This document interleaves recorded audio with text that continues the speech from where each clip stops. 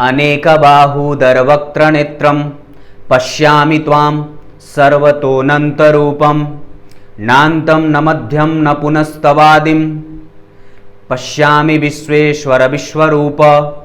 प्रिय दर्शकों नमस्कार, एक बार फिर से उपस्थित हूं आप सबके सामने। आज सोमवार है और कैरियर से संबंधित आजकल हमारा कार्यक्रम चल रहा है, जो आज उसमें हमारी जो कड़ी है वो बुद्ध से संबंधित और बुद्ध से संबंधित कार्य क्षेत्र के लिए आज केंद्रित होगा। इस कार्यक्रम में हम बुद्ध से संबंधित कार्य क्षेत्र के बारे में जानेंगे और थोड़ी सी चर्चा बुद्ध के स्थितियों के ऊपर भी चर्चा करेंगे। ऊपर से एक बात बता दूं, कल का कार्यक्रम मंगलवार है और कल उन 3 नामों की घोषणा मैं करने वाला हूं जिनकी आने वाले दिनों में मैं वीडियो का विश्लेषण क्रमशः 2 वीडियो का बनाना होगा। और उसके बाद कल मंगलवार है, मैंने एक कविता लिखी है जो सत्य के ऊपर है, जो आपको सत्य बोलने पर प्रेरित करेगी और सत्य के मार्ग पर आरूढ़ होने के लिए उसमें आवाहन किया गया है। तो कल का कार्यक्रम देखना मत भूलिएगा, क्योंकि उन 3 नामों की घोषणा भी है और मेरी कविता जो मैंने खुद लिखी है और उसमें सिर्फ मेरा ही योगदान है। आइए शुरू करते हैं आज का कार्यक्रम बुद्ध के ऊपर। और कार्यक्रम के आरंभ में मैं बोले गए श्लोक का अर्थ भी बताऊंगा, सो कार्यक्रम अंतिम हिस्से तक देखा करिए, क्योंकि मैं कार्यक्रम अंतिम तक बनाता हूं तो आप कार्यक्रम अंतिम तक देखिए। मैं बीच तक तो बनाता नहीं, तो अंतिम तक देखा करिए। आइए शुरू करते हैं आज का कार्यक्रम। कहीं जाइएगा मत, बन के रहिएगा।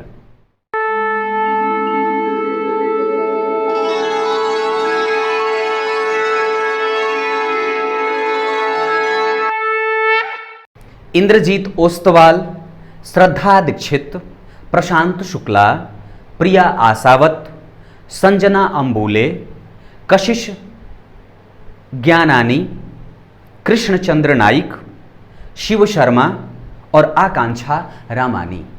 अगर इन लोगों ने कल का कार्यक्रम यानी कि 406 नंबर का कार्यक्रम नहीं देखा है तो जाकर के देख लें। आप लोगों की कुंडलियों का मैंने आप लोगों ने जो कार्यक्रम के कमेंट में डाला था उसके सवालों का उत्तर है। आइए शुरू करते हैं अब आज का कार्यक्रम जो बुद्ध के ऊपर केंद्रित है। सबसे पहले बता दूं कि बुद्ध अगर आपकी कुंडली में मेष, सिंह और धनु में बैठे हैं तो शुभ फलदायी होंगे। ये किसी भी भाव में थोड़े से उनके प्रभावों को अच्छे तौर पे या सकारात्मक रूप से देखने को मिलता है। अगर वो वृषभ के हैं, कन्या के हैं और मकर के हैं तो वो अशुभ फल या साधारण फल को देने वाले होंगे। उसके बाद अगर मिथुन के हैं, तुला के हैं और कुंभ के हैं तो ये देखिए मैंने यहां लिखा है उत्तम फलों के दाता होते हैं। और अगर वही कर्क, वृश्चिक और मीन के हैं तो ये अशुभ फलों के दाता या अपनी दशा अंतरदशा में थोड़े कमजोर या कमतर या निम्नतर फलों को देने वाले होते हैं। क्लियर है? इसी वजह से मैंने इसे आप लोगों के सामने ही लिख करके रख दिया था। इसे आप ट्रिक पे अगर याद रखना चाहें तो मेष से गिनना शुरू करिए। मेष, वृष, मिथुन, कर्क, सिंह, 5वें नंबर की हर राशि पे। वृष से गिनना शुरू करिए तो वृष, मिथुन, कर्क, सिंह, कन्या। और अगर मिथुन से गिनना शुरू करते हैं तो मिथुन, कर्क, सिंह, कन्या, तुला। और अगर कर्क से तो कर्क, सिंह, कन्या, तुला, वृश्चिक। यानी कि अगर मेष, सिंह और धनु में तो शुभ फलदायी, वृष, कन्या और मकर में तो साधारण, और अगर मिथुन, तुला और कुंभ में तो उत्तम होंगे, और कर्क, वृश्चिक और मीन में तो अशुभ फलदायी। ये एक स्थिति बुद्ध की रही। अब इसके बारे में थोड़ा मैं आपको कल्पना से युक्त और कल्पना से जीने को कहता हूं। दरअसल बुद्ध की बात जब भी हम करते हैं तो आप रामायण के अंगद की स्थिति को अपने जेहन में उतार लीजिए। याद करिए रामायण में जो रामानंद सागर वाली है, रामानंद सागर के रामायण जिसका प्रसारण अभी कुछ दिन पहले हुआ था, उसमें जो अंगद का रोल है ना, वो दरअसल बुद्ध के सदृश है। उसी को याद रख लीजिए, क्योंकि वो चपल भी था, चंचल भी था, चालाक भी था, बलिष्ठ भी था, मजबूत भी था, यशस्वी भी था, तार्किक भी था और गूढ़कारी भी था। वो अपने भगवान राम का दूत भी था। और बुद्ध दूत होता है किसका? भगवान विष्णु का। देवताओं के गुरु जो बृहस्पति हैं उनका वो शिष्य माना जाता है और उनका वो चेला माना जाता है, उनका वो शिष्यत्व धारण कर रखा है। और अंगद ने किसका शिष्यत्व धारण किया था, किसका शिष्य अपने आप को माना था, किसका दूत माना था, भगवान राम का।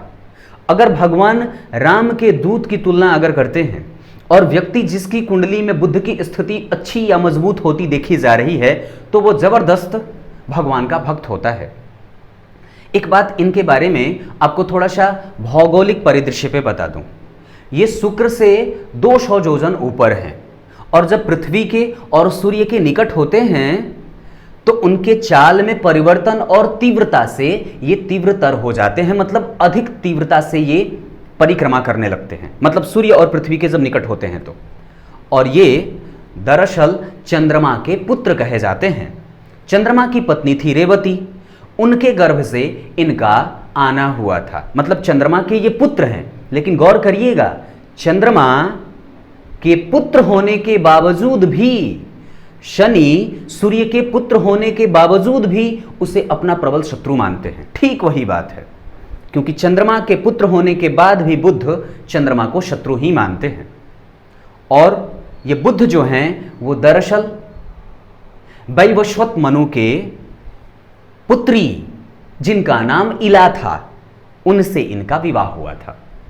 और जिनका पुत्र यानी कि बुद्ध का जो पुत्र हुआ उसका नाम पुरूरवा था, जिसने 100 अश्वमेघ यज्ञ किए थे, जिसने 100 अश्वमेघ यज्ञ किए थे। मैं एक बार फिर से बता दूं, चंद्रमा और रेवती पति पत्नी, इन दोनों की संतति जब क्रॉस होता है तो बुद्ध का प्रादुर्भाव होता है। बुद्ध का विवाह वैवस्वत मनु की पुत्री इला से होता है, जिनकी संतति के रूप में 100 अश्वमेघ यज्ञों के कर्ता पुरूरवा का जन्म होता है। ये इनके आध्यात्मिक कुल के बारे में मैंने बताया। अब उसके बाद इनके स्थितियों के बारे में बताता हूं। एक बात बताता हूं, बुद्ध जो है ना वो चपल है, चालू है, एकदम चंचल।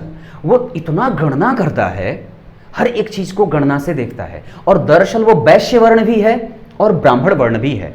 कुछ ग्रंथों में इन्हें वैश्य वर्ण का माना गया है, मतलब जो व्यवसायिक सोच को लेकर के आगे बढ़ता हो ना, जैसे मिथुन लग्न के लोग और कन्या लग्न के लोग, ये लोग हमेशा व्यवसाय के सदृश ही और व्यवसाय के मार्ग पर ही ला करके किसी भी रिश्ते को तौलते हैं। इनके जीवन में ना कभी भी कोई रिश्ता होता ही नहीं है, इनके जीवन में सिर्फ पैसे होते हैं।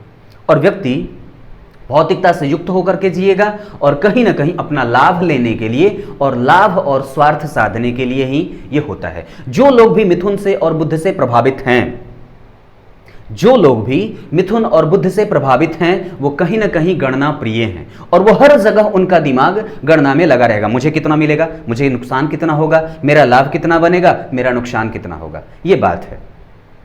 और ऊपर से ये हेमंत ऋतु का मालिक होता है, तो थोड़ा आलसी भी होता है लेकिन फुर्तीला है। दरअसल इसके जेहन में फुर्तीला है, फुर्तीलापन भरा रहता है।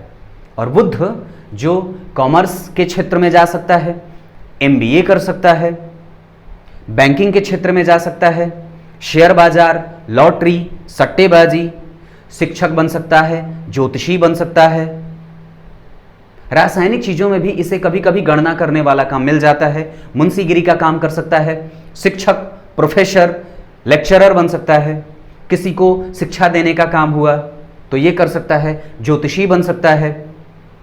बुध है तो सुपरवाइजरी का काम कर सकता है, जिसे लोग सुपरवाइज करना, ये काम कर सकता है, अकाउंटेंसी का काम कर सकता है, bank clerk, bank PO, bank manager आदि का काम कर सकता है, मंदिर में पुजारी का काम कर सकता है। ये मठ का अधिपति नहीं हो सकता है, उसका चेला बन के पुजारी बनेगा, ये बुध होता है। बुध चमड़ों का कारक भी होता है और बुध अगर मजबूत रहा तो व्यक्ति को तीव्र और बुद्धि का विकसित और गणना में सर्वश्रेष्ठ बना देता है। व्यक्ति की कुंडली में अगर बुध की मजबूती देखी जाती है तो बुध किसी भी चीज को जल्दी से सीखने का आग्रह होता है। अगर कोई भी बच्चा, कोई भी व्यक्ति या कोई भी जातक अगर किसी भी चीज को आसानी से सीखने के अंदर, जिसके अंदर कला है, उसकी कुंडली में बुध अच्छे हैं। जिसकी कुंडली में बुध की वास्तविक स्थिति बहुत अच्छी है, वो दरअसल उसकी वाणी प्रगल्भ होती है अपनी वाणी से वो लोगों को आकर्षित करने की तीव्रतम क्षमता रखता है, और उसकी वाणी न तो कभी हल्केपन में ली जाती है और न उसकी वाणी से लोग ऐसा न हो कि वो प्रभावित ना कर पाए। जिसकी कुंडली में बुध मृतप्राय या अस्त अवस्था में होते हैं या कमजोर होते हैं, वो व्यक्ति हकलाता है, वो व्यक्ति अपनी वाणी से लाभ नहीं ले पाता है, वो व्यक्ति अपनी वाणी का 100% इस्तेमाल नहीं कर पाता है। जिसकी कुंडली में बुध की स्थिति कमजोर होगी, वो अपने वास्तविक और नेचुरल बिहेवियर से कभी भी व्यक्ति के सामने उपस्थित नहीं होता है। जिसकी कुंडली में बुध की स्थिति कमजोर होगी, वो निर्णय लेने में ऊहापोह वाली स्थिति में होता है। अगर आपको निर्णय लेने में परेशानी होती है ना, तो निश्चित और पक्के तौर पे आपकी कुंडली में बुध की कमजोरी है, और नहीं तो वो जरूर ही जरूर किसी पापग्रह से प्रेषित हो रहे हैं या कोई पापग्रह आपकी कुंडली में उसको देख रहा है। अगर आपको कई बार ऐसा लगता है कि मैं अपनी वाणी से या फिर अपनी वक्तव्य की क्षमता से लोगों को प्रभावित नहीं कर पाता, लोगों को आकर्षित नहीं कर पाता, तो निश्चित रूप से बुध और चंद्रमा की कमजोरी है। और विशेषतया तब जब बुध की स्थिति और ज्यादा कमजोर हो, तो व्यक्ति के मेंटल लेवल को, मेंटल जो हैरेसमेंट आदि की बात है, उससे व्यक्ति किसी दूसरे के वक्तव्य से, किसी दूसरे की बातों से, किसी दूसरे के प्रभावों से बहुत जल्दी प्रभावित हो जाता है। अगर आपके ऊपर किसी दूसरे का प्रभाव बहुत जल्दी काम कर जाता है, होता है ना, जैसे एक बात बताता हूं उदाहरण से। मान लीजिए आप थिएटर में फिल्म देखने गए, वहां आपने सिंघम फिल्म देख लिया, तो खुद को इतना ज्यादा सिंघम बना लेते हैं कि बाहर निकलते हुए भी व्यक्ति अजय देवगन की चाल से चलता हुआ महसूस करता है, और वो उसका हैंगओवर जो है वो उसके ऊपर ऐसा ही काम करता है। दरअसल बात यही है, इसे आसान और बिल्कुल भी हंसी में नहीं लेना चाहिए। कहने का मतलब है कि व्यक्ति दूसरे से बहुत जल्दी प्रभावित हो जाता है। एक ही क्षण में वो किसी विश्वगुरु से प्रभावित हो जाता है, अगले ही क्षण वो किसी एक्टर से प्रभावित हो जाता है। मेंटल जो पोजीशन होती है वो व्यक्ति की बदलने वाली होती है। तुरंत ही किसी को देख करके उससे आसक्ति हो जाती है, अगले ही पल उससे तुरंत उससे घृणा भी कर बैठता है। तो ये जो बदलने का क्रम है वो दरअसल बुध कराता है। बदलने का क्रम कहने का मतलब है प्रिय दर्शकों ये कि आप कितनी जल्दी किसी भी चीज से प्रभावित हो रहे हैं या अपने आप को प्रभावित कर पा रहे हैं। किसी दूसरे के ढाल में ढलना और किसी दूसरे के ढाल में अपने आप को समाहित कर लेना, यह बुध करता है। दरअसल वो बच्चा है ना, बालक है, तो बालक क्या होता है, वो बदलता है।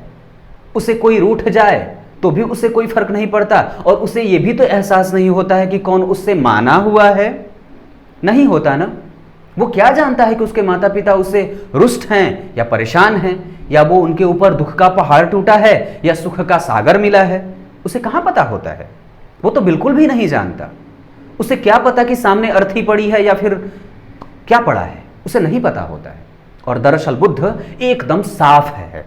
बुध जिनकी कुंडली में लग्न में विराज जाए, बुध जिनकी कुंडली के द्वितीय भाव में विराज जाए, बुध जिनकी कुंडली के पंचम भाव में विराज जाए, बुध जिनकी कुंडली के सप्तम भाव में विराज रहे हों, बुध जिनकी कुंडली के छठे भाव में विराज रहे हों, बुध जिनकी कुंडली के नवम भाव में विराज रहे हों, बुध जिनकी कुंडली के दशम और एकादशवें भाव में विराज रहे हों, तो व्यक्ति को ज्ञानी बनाएंगे, श्रेष्ठ बनाएंगे, अच्छी मति बुद्धि का बनाते हैं, सुख के और वाणी के प्रदाता बना देते हैं।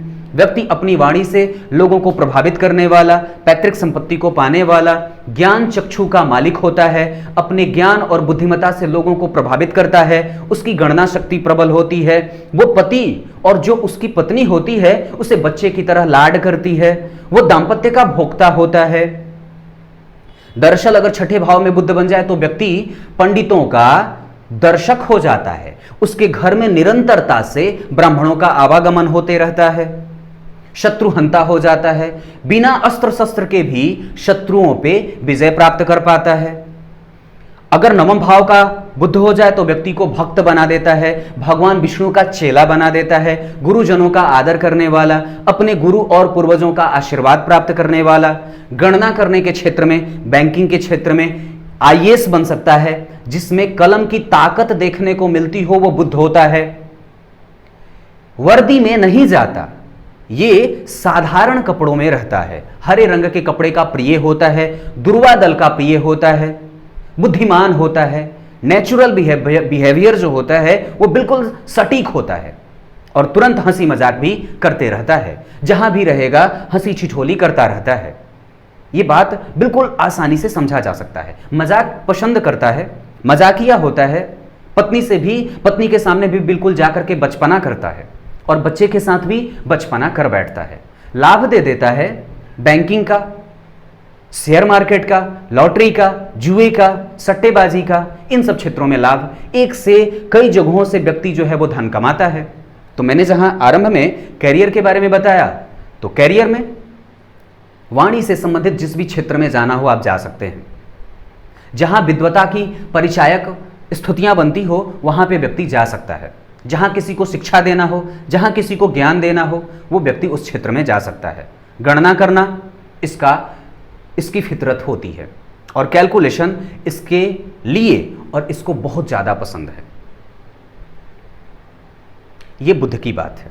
अगर बुद्ध कमजोर रहा तो दरअसल आपको चमड़े का रोगी बनाता है, आपकी वाणी को कमजोर कर देता है। व्यक्ति हकलाएगा, तोतला बोलेगा, कमजोर वाणी का होता है और अपनी वाणी से लोगों को परेशान कर बैठता है या फिर लोग उसको सुनने में इच्छित नहीं होते हैं। लोग उसकी वाणी को बहुत ज्यादा गंभीरता से नहीं लेते हैं। या फिर कई बार अगर बुद्ध कमजोर है तो व्यक्ति के हृदय में वो सारी बातें तो उपस्थित हैं, लेकिन जब उपस्थित करने की बात आएगी, उसको एक्सप्लोर करने की बात आएगी, तो व्यक्ति जो है वो कमजोर हो जाता है, हाथ पांव फूलने और कांपने लगते हैं। ये स्थितियां बुद्ध देता है। अगर बुद्ध मजबूत रहा तो व्यक्ति को चेहरे का सुंदर बनाता है। अगर बुद्ध मजबूत रहा तो व्यक्ति की जो अवस्था होती है वो बिल्कुल थुलथुले हो तरह की या थुलथुले प्रकृति की होती है। व्यक्ति के चमड़े एकदम कोमल होते हैं, व्यक्ति का शरीर बिल्कुल थुलथुला होता है और बिल्कुल गणेश जी की तरह की आकृति का कभी कभी हो जाता है। पक्षी के जैसा इसका शरीर होता है। ये स्थितियां बुद्ध की बनती है। अब आइए, आपको कार्यक्रम के आरंभ में बोले वस्तु का अर्थ बता देता हूं। अपने आप को हमेशा ही जीवन में अर्जुन के सदृश ही रखना चाहिए। दरअसल वो अर्जुन कोई था नहीं, वो भगवान स्वयं ही थे, ये तो आपको पता है। तो हमें हमेशा भगवान की भक्ति अर्जुन के सदृश करनी चाहिए, जिसका लक्ष्य भटकता ना हो और वो भगवान में समस्त प्रकार के अंगों का दर्शन करता हो और समस्त प्रकार की प्राणियों में ही अपनी भक्ति स्वीकार करता हो और भक्ति का अर्जन करता हो। एक बात है, जिसके अनंत रूप हैं, जिसका ना तो आदि दिखता है, न मध्य और न अंत। अर्जुन ने यही कहा था कि मैं आपके रूपों को देख रहा हूं, तो न तो मुझे आपके नेत्र की स्थिति पता चल रही है, न आपके बिना नेत्रों की स्थितियों का मैं आकलन कर पा रहा हूं, न तो मैं आपका आरंभ और न मैं आपका अंत देख रहा हूं। हमारी भक्ति भी कुछ इसी तरीके की होनी चाहिए। जब आप पूजा करने बैठे तो बिल्कुल नेत्र बंद करने के बाद आपकी अवस्था अर्जुन की और सामने वाले की अवस्था परमात्मा की होनी चाहिए। और ये स्थितियां बुद्ध की बनती हैं जो मैंने बताया। बुद्ध छापे खाने का काम कर सकता है, किताबों से संबंधित काम कर सकता है, ये सारी चीज़ें जो मैंने बताई, कम्युनिकेशन का, ट्रांसपोर्टेशन का काम और कुरियर वगैरह का काम, ये सारा काम भी बुद्ध कराता है, जो मैंने छोड़ दिया था आरंभ में, वो बता दिया। कुछ इसी तरीके से आज के कार्यक्रम का समापन करते हैं। तब तक के लिए इजाजत दीजिए। कल एक बार फिर से उपस्थित होंगे। कल का कार्यक्रम देखना मत भूलिएगा। तब तक के लिए नमस्कार।